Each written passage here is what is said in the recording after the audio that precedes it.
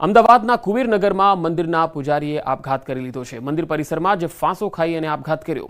બિલ્ડરના ત્રાસથી આપઘાત કર્યો હોવાનો તેમના પુત્રએ આરોપ લગાવ્યો છે। મંદિર તોડવા દબાણ થતું હોવાનો પુત્રનો દાવો છે। કુબેરનગરમાં સંતોષી માતાનું મંદિર છે અને એ મંદિરને તોડવા માટે નોટિસો મળતી હતી। આ દાવો મહંતના પુત્રનો છે। તેમના મતે મંદિરને તૂટતું બચાવવા અને દબાણને કારણે આપઘાત કરી લીધો છે। આ બનાવ બાદ પોલીસની ટીમ સ્થળ પર પહોંચી છે। આગળની તપાસ ચાલી રહી છે। મંદિરના પૂજારીએ આપઘાત કરી લીધો છે। અમદાવાદના કુબેરનગરમાં સંતોષી માતાનું મંદિર જે ઘણા વર્ષો પહેલાનું છે અને તેને તોડવા માટે સતત દબાણ થઈ રહ્યું હોવાનો તેમના પુત્રએ આરોપ લગાવ્યો હતો અને તેના દબાણવશ થઈ તેમણે આપઘાત કર્યો। છેલ્લા 4-5 વર્ષથી મારા પપ્પાને મેન્ટલી ટોર્ચર કરતા હતા કોર્પોરેશન, બિલ્ડર, અમુક પોલીસવાળા અને પપ્પાને બહુ મેન્ટલી ટોર્ચર કરતા હતા। એટલે પપ્પાએ છેલ્લે કેટલા સમયથી અમે એમના જોડે નોટિસો અમારા અહીંથી અમે લખીને આપી અમારી વેદના કે આ મંદિર ના તોડો, આ મંદિર આસ્થાનું કેન્દ્ર છે અને સૌથી પૌરાણિક મંદિર છે અમારું। આ 1972 પહેલાંનું અમારું એક સંતોષી માનું મંદિર છે, એના પછી બાજુમાં જ રામદેવપીરનું મંદિર છે। તો આજ વિશે વધુ માહિતી મેળવીએ। સંવાદદાતા ઋત્વિજ સોની મારી સાથે જોડાયા છે। ઋત્વિજ, આજે સંતોષી માતાનું મંદિર છે જેમાં તેમના પૂજારીના પુત્રએ એવો આરોપ લગાવ્યો છે કે એક બિલ્ડર એને તોડવા માંગતું હતું। આ બિલ્ડર કોણ છે અને આ આરોપોમાં કેટલું દમ છે?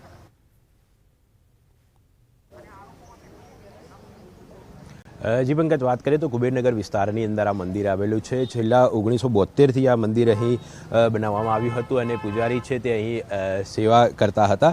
જો કે છેલ્લા 4 વર્ષ પહેલાં અમદાવાદ મ્યુનિસિપલ કોર્પોરેશન દ્વારા નોટિસ આપવામાં આવી હતી અને આ જે મંદિર છે તે તોડી પાડવા માટેની આ નોટિસ આપવામાં આવી હતી અને છેલ્લા કેટલાક દિવસોથી મંદિર તોડી પાડવાને લઈને દબાણ પણ કરવામાં આવતું હતું અને તે લાગી આવતા અહીંના જે પૂજારી છે તેમના દ્વારા આજે વહેલી સવારે ગળે ફાંસો કહીને આત્મહત્યા કરી લેવામાં આવી છે।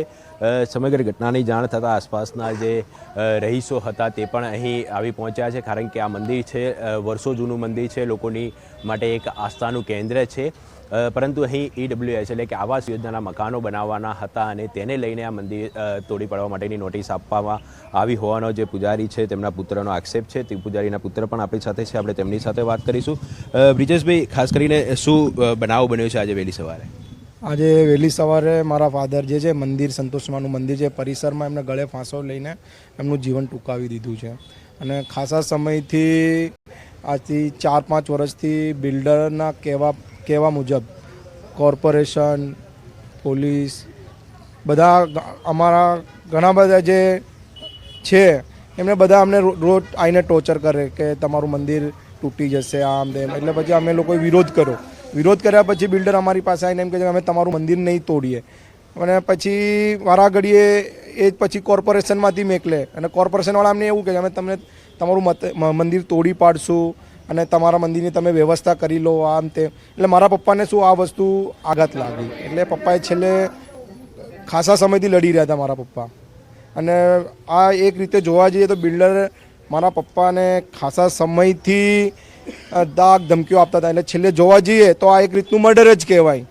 એમના આ કર્યા આપણે બધા જોઈ શકીએ છીએ કે આવી પરિસ્થિતિમાં મારા પપ્પા એટલા મક્કમ હતા લોકોને કહેતા કે તમે આવું ના કરો। આજે એમને આવું પગલું ભરી લીધું છે તો હું એ જ કહેવા કે આ બિલ્ડરને દાગ ધમકીને આપેલા લીધે હું એક મર્ડર જ કહું છું કે એને કોણ છે બિલ્ડર એવું કંઈ જાણી શકાય? શું નામ છે? વ્યાપ્તિ વંદે માતરમ કરીને બિલ્ડર છે અને બિલ્ડરનું નામ એટલું મને એક પાર્કરભાઈ કરીને છે એ મેન છે એમ અને એક એમના મેનેજર છે પાર્થભાઈ દવે કરીને। શું માંગ છે? માંગમાં એવું છે કે હવે મારા પપ્પા આટલા સમયથી લડી રહ્યા હતા આ મંદિરના માટે અને મંદિર અમારું વર્ષો જૂનું મંદિર છે। આ મંદિરનું નામ સંતોષીનગર અમારા મંદિર ઉપરથી જ પડેલું 1972 પહેલાંનું મંદિર છે અને છેલ્લે એ જ કહેવા માંગે કે હવે માણસ તો મારા પપ્પાએ આટલી સેવા પૂજા કર્યું તો મારા દાદાજી આટલા એમને જીવન આખું તપસ્યા આ તે મંદિરના માટે કર્યું તો સાહેબ હું એટલી જ કે આ મંદિર એક્ઝેક્ટ આમને આ જગ્યાએ જે છે એ એમની એમ રહેવું જોઈએ। ખાસ કરીને જ્યારે આ પ્રકારનો બનાવ બન્યો છે ત્યારે તેમના પુત્રની પણ માંગ છે કે મંદિર ન તોડવામાં આવે, કારણ કે હજારો લોકોની આસ્થાનું કેન્દ્ર છે। અહીં હજારો દર્શનાર્થીઓ પણ દરરોજ દર્શન માટે આવતા હોય છે, અનેક સેવાકીય કાર્યો પણ અહીં થતા હોય છે। એટલે હવે તેઓની માંગ છે કે મંદિર તોડી પાડવામાં ન આવે, અન્ય કોઈ જગ્યાએ આ વ્યવસ્થા કરવામાં આવે। જી ઋત્વિજ, જે રીતે જે કહી રહ્યા છે કે આ મંદિર જે છે એને તોડવા માટેની નોટિસ મળી હતી, તો શું આ મંદિર ગેરકાયદે હતું, બીજી કોઈ જગ્યા ઉપર બનેલું હતું એટલા માટે નોટિસો આવાસો આપવામાં આવી હતી અને બિલ્ડરનો શું એમાં લાભ હતો?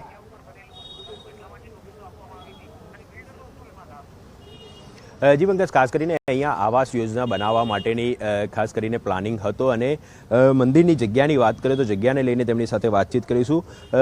બ્રિજેશભાઈ, ખાસ કરીને વાતચીત કરવામાં આવે તો આ જે જગ્યા છે તે જગ્યા કોની હતી અને કેટલા સમય પહેલાં આપવામાં આવી હતી? ગેરકાયદેસર હતી કે કેમ કોર્પોરેશનની હતી કે કેમ, એ અંગે કોઈ ક્લિયર થયું છે કે કેમ? ના, આ જગ્યા તો શું કે પહેલાં અહીંયા જંગલ જેવું જ હતું અને અમારા દાદાજી હતા એમને અહીંયા સેવા પૂજા કરતા હતા વર્ષોથી. માતાજીએ અહીંયા પરચો આપ્યો હતો અને એના પછી મંદિર અહીંયા જ બનાવવામાં આવ્યું છે.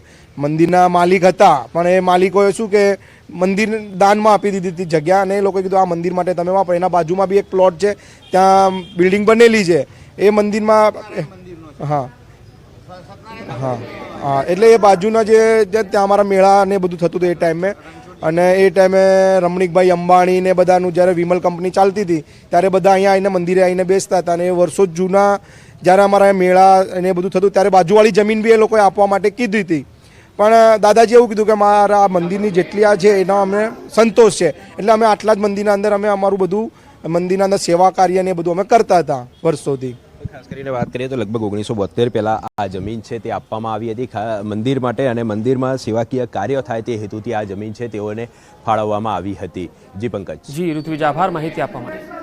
તો મંદિરના પૂજારીએ આપઘાત કર્યો છે અને જે રીતે દાવો થઈ રહ્યો છે, આક્ષેપ થઈ રહ્યા છે એ પ્રમાણે આ મંદિર તોડવા માટેની નોટિસ મળતી હતી. આ મંદિર હટાવી દેવામાં આવશે એવું કહેવામાં આવ્યું હતું, જેથી પૂજારીને આઘાત લાગ્યો અને તેના કારણે તેમણે આપઘાત કરી લીધો છે. હવે આ તો તપાસનો વિષય છે.